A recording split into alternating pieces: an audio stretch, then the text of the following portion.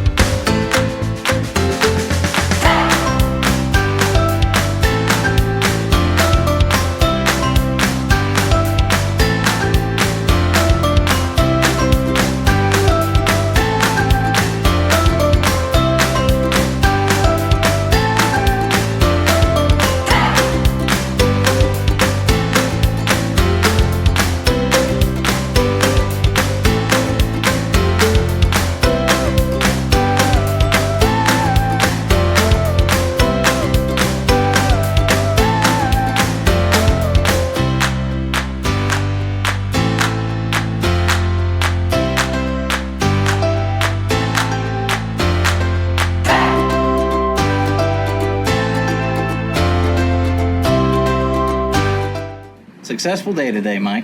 It was a fantastic day. Filled with rail moments. Unique, one-of-a-kind places, historical moments, right where we stood today. It was good. I had a local guy who was in the Sons of Confederate Veterans who stopped to talk to us about the marker, and it kind of explained where everything was from and the history of it all. So that was neat, and we had a good time. Got to get some drone footage, and we were very careful to stay off of the rail property. We stayed over the road and over private property. So that's one thing behind the scenes. A lot of preparation goes into these videos. We spend a ton of time staring at GIS maps trying to figure out who owns what property so we can stay off of critical infrastructure as requested. So we behave ourselves, but we want to make sure we get to see the good trains and that you guys can see them too. And we appreciate each and every one of you seeing our videos. It's fun. That's why we do it. We do it so people will watch. He doesn't let me drive because I don't do well. All right, Mike. I'm gonna get a little B-roll, close this thing out. Successful day. Rail fans, make sure you follow Rail Moments. It's worth your time, we promise. Have a good one.